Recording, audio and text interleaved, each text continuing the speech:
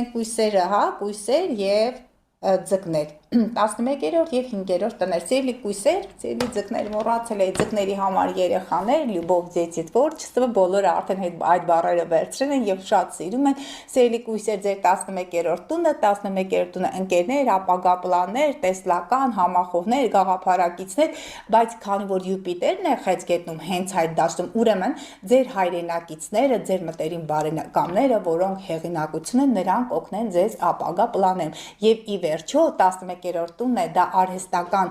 սինթետիկ նշան է, եթե առողջական խնդիրներ ունեք սիրելի ջրհոսներ, հնարավոր է ոչ սովորական միջոցներով դուք ունենաք ձեր սիրելի երեխային։ Ընդլայնում է, հա, Յուպիտերը խեցգետնում, ընդլայնում է ընտանեկան այդ տարածքը կամ ընտանիքը։ Իսկ ձկներ, ես նկատել եմ ձկների մոտ, որ նրանք արդեն բալիկների են սպասում, նրանք բիզնեսներ են ստեղծել, նույնիսկ դեկտեմբեր ամսին արդեն այդ բիզնեսները նրանք ոտքի են հանել, մենք հունվարի 18-ն էլ ունենք, 18-19 հունվարի 19-ին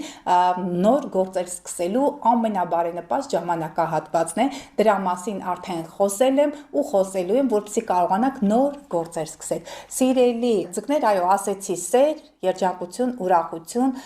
ձեր սիրելի գործը, ձեր երեխան, այն երեխան կծնվի, որին դուք աշխարհի չափ կսերեք, որին սպասել եք տարիներով, որը կլինի հեղինակություն։ Միևնույն է մոտակա 2 տարում, տարուկեսում Յուպիտերը խեցգետնում եւ առուծում է լինելու, միտեղ հեղինակություն է լինելու հայրենիքում, ազգում, մյուս դեպքում է Յուպիտերը առուծում, հեղինակավոր մարդ, այդպիսի մեկը, որին կճանաչեն, կհարգեն իր շրջապատում։ Այսպես ասենք առանց կշերքներ եւ խոյեր, սիրելի կշերքներ եւ խոյեր, ձեր որերորդ տարն է, փաստորեն 4-րդ եւ 10-րդ, եթե չեմ սխալվում, այո, կշերքների 10-րդ տունն է, խոյերի 4-րդ տուն։ Սիրելի կշերքներ, ձեր հայրիկի հետ,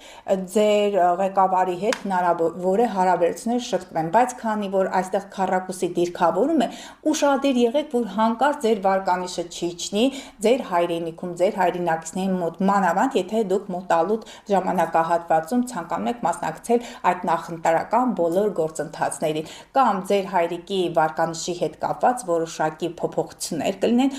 վայրեջքներ կամ վերելքներ, դրանք արդեն կախված են նաև ձեզանից, ձեր հայրիկից։ Ղեկավար պոստ կարող եք զբաղեցնել, որտեղ ընտանեկան մթնոլորտ է, ուղղակի պետք է այնպես անեք, որ մարդիկ ձեզ վստահեն։ Այո, միշտ ասում եմ, հոգեբանական անվտանգությունը շատ կարևոր է եւ դուք պետք է ձեզ պահեք ղեկավարին վայել, լինեք առաջնորդ, բայց նաև լինեք իսկական ղեկավար, որպեսզի մարդիկ կարողանան վստահել